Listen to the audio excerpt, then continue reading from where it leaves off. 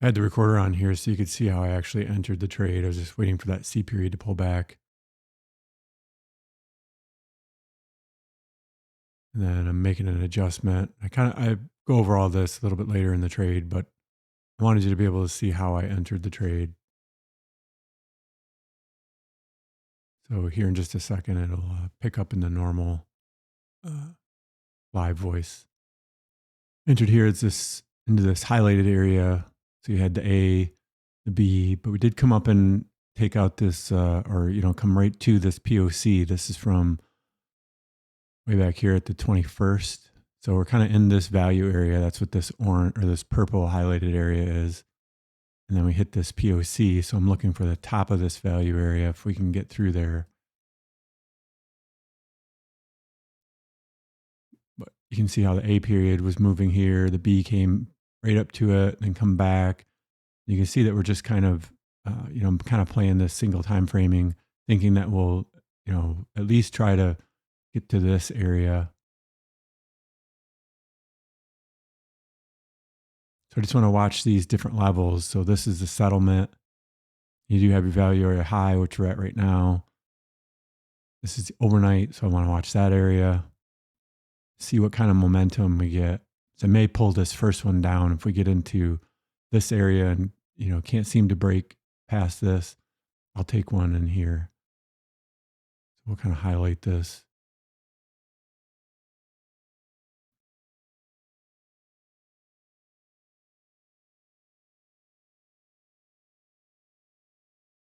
So 20 ticks would be basically to this high, which is the high from yesterday. I expected to see more activity here, a little bit more enthusiasm, but the volume's pretty low. So we'll see what we can get. Another thing we could do is take a few off. I think we can bring this up now. There's no point in being back down there, but take a few off this. So we'll cancel our bracket.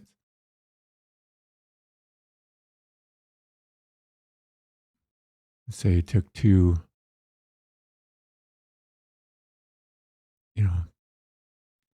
almost where it's at, but that's only 10. But if we got somewhere in here, you could just put it at the high. So that would be 1250.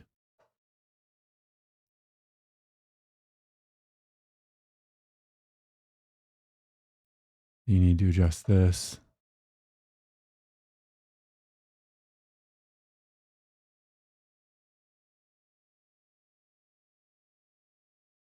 We'll take those two. We need to remember to put these three back in here. Doesn't really matter where.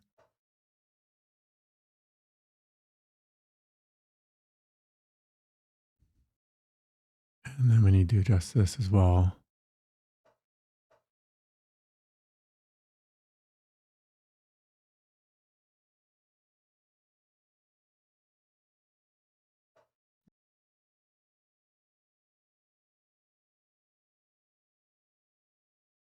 So these are MES contracts. This is a feature on Quantower that I'm trying out. It's called mapping, symbol mapping. So you can, you're looking at the ES, but I'm actually trading MES. So that's pretty nice to be able to adjust down either in high volatility or in these days when the ranges aren't very big. I've been shifting down to the MES so that I can take, just like this, I can take, two here and then take another three here versus trading one or two ES contracts where you got to take it or, you don't have two chances to get out. So I've been using or experimenting with this. And then I've also been experimenting with using the orders on the chart trading, because they're revamping this right now. And soon we'll be able to, you can see these tabs are way over here, but they're revamping this and soon you'll be able to adjust where those tabs are. So like I'd be able to put them right here next to my, I want them like right here next to my price. And this is a 43-inch screen. So, this is about 20 inches over here for me to try to adjust these. And I'm a lot more used to using a DOM, but I just thought they're coming up with that new feature, and that might be nice to have the, even this DOM is, this is like 20 inches away from me. So having the price tabs right here, I think that's going to be pretty nice. So I've been trying to get used to looking at it and just having them on the screen. Same thing with this thing. I can, I like having this right here next to my price, and you can move this around. You just want to be careful because, if you touch this, this will put you in the market. So you can turn it off up here when you're not using it. Oh, right there.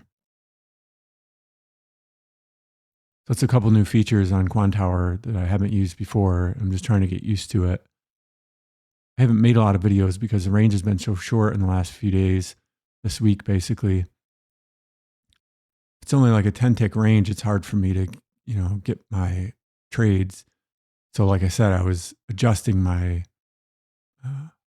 the way I trade basically so that I can do this. I can take a few here and just keep adjusting them versus the ES where I'm basically in or out.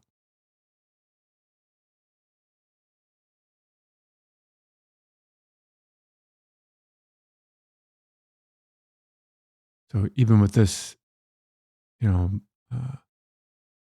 low momentum here, I'm considering taking a few more.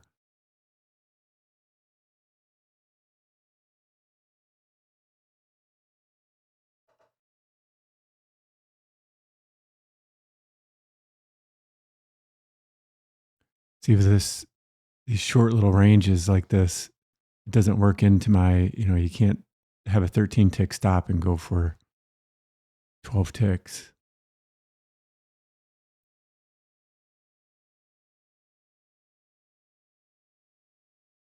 Like I've said before, I have kind of a minimum of 20, so that would be up here.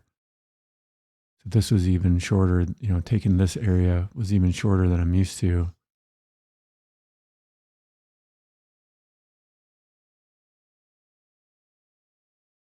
So I'm going to take some here.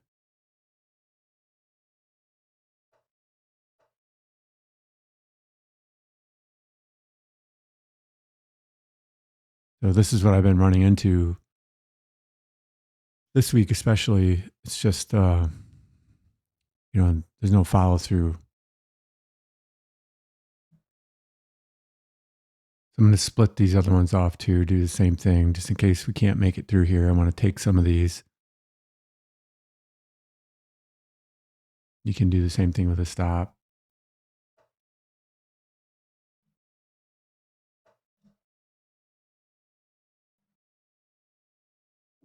So this is a nice thing about the MES is you got, more options to get out.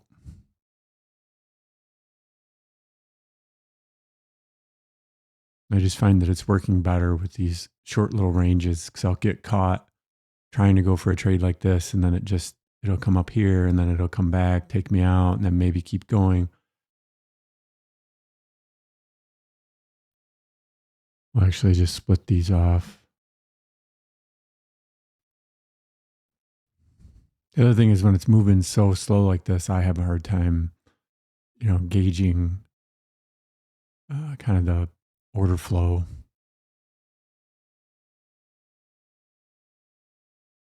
And then if you're just looking at this, so you have single time framing this way, but if your D period opens and can only make it up to say here, that's a normal trade that I would take coming back the other direction, trying to get back to at least this POC.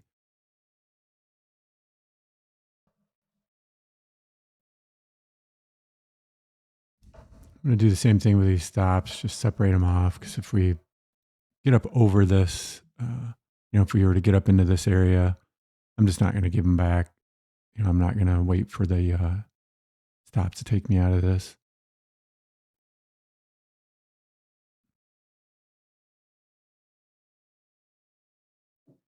Take another one there.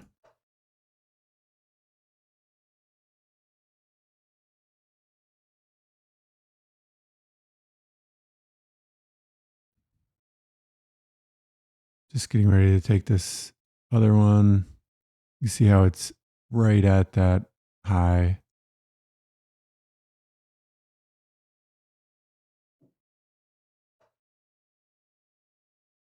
So we're down to 1. We'll see. I'm going to work this the same way. If we can get up over this, I'm going to keep moving my stop up. And if I have to,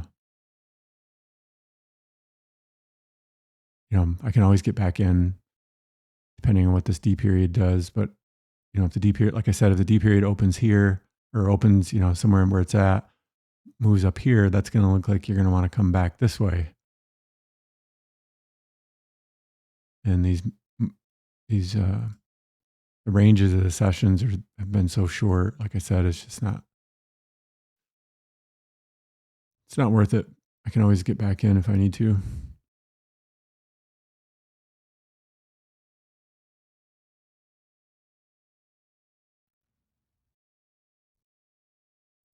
I think we can move this up. That D period might pull back a little bit.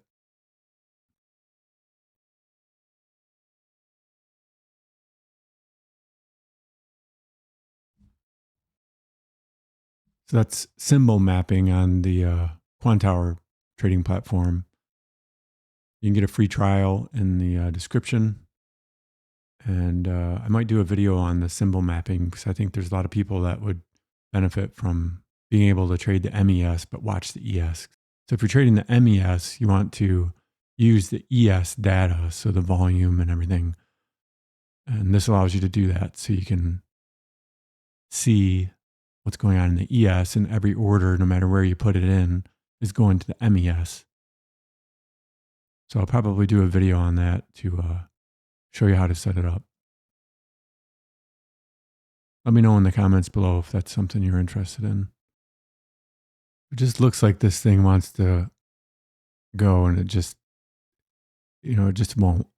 So I'm just considering closing it here and looking for something else. That's why I slowly just kept taking orders off.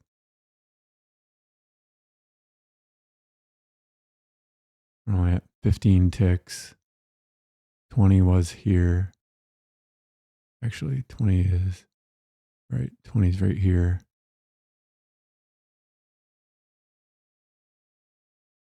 We get one pop up here. I'm going to take this last one.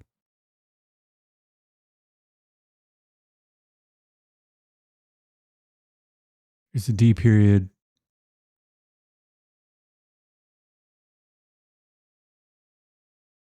See if we can break that C. Otherwise, I'm going to close this.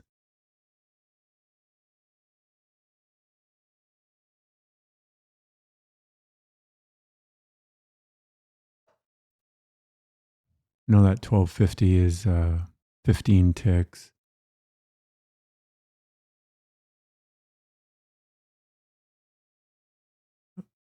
Right there is 17. We'll take it right there. So this is probably going to break, or it's, D period could pull back into here. That's what's been happening to me this week is, and why I changed is, I keep expecting this to break. So I'll wait for the break, and instead it'll come down here and either take me out or, just pull all the way back here when she could just re-enter.